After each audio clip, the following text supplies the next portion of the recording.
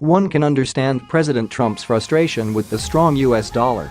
Having risen by almost 10% over the past year, the strong dollar has likely done as much to undermine U.S. international competitiveness as the president's America First trade policy has done to improve our competitiveness. It has also contributed to a widening of the U.S. trade deficit to its highest level in the past 10 years. However, the president is mistaken to scapegoat Federal Reserve Chairman Jerome Powell for the dollar's rise, as he is now again starting to do. Rather, he should seek to understand how his administration's policies might have contributed to the dollar's strength. Maybe then there will be a chance for a change in policy that might spare the U.S.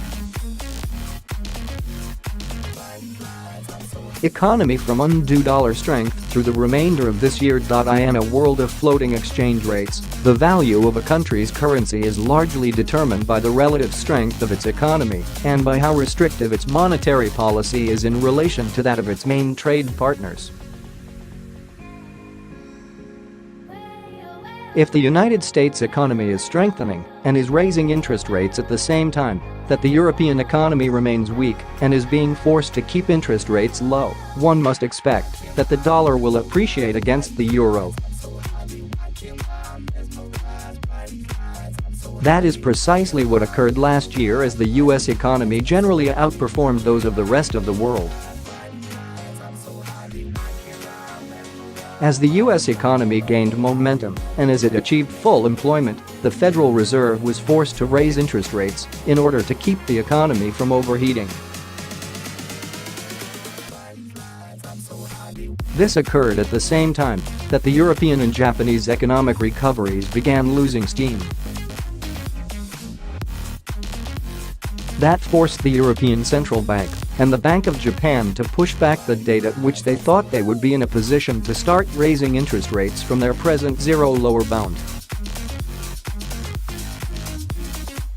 In blaming Jerome Powell for high interest rates and a strong dollar, President Trump chooses to overlook his administration's role in this state of affairs.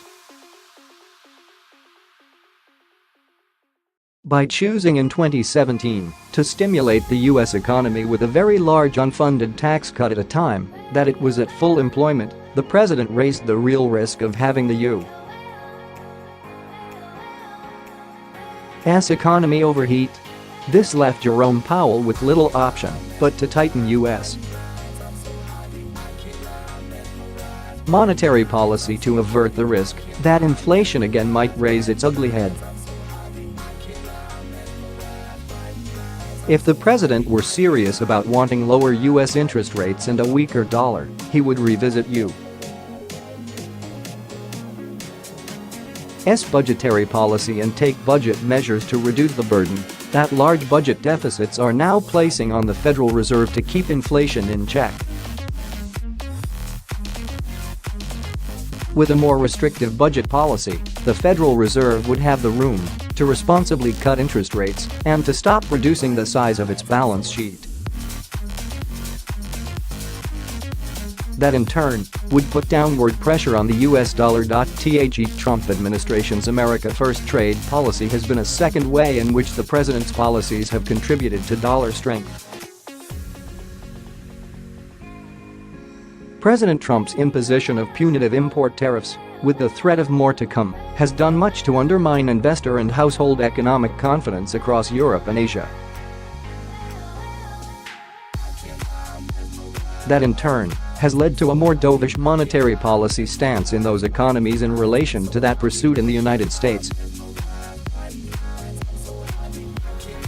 The easing of U.S. trade tensions with China would seem to be a step in the right direction of restoring economic confidence abroad.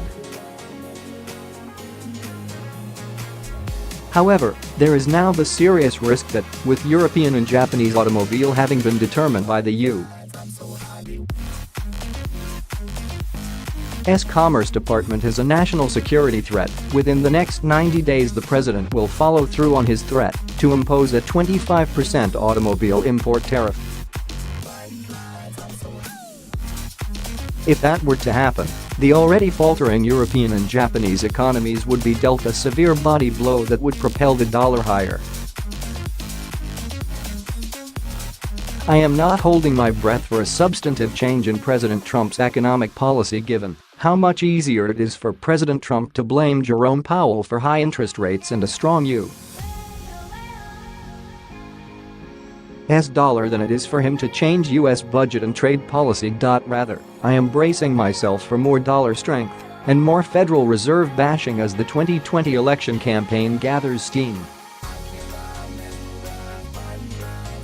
Desmond Lachman is a resident fellow at the American Enterprise Institute.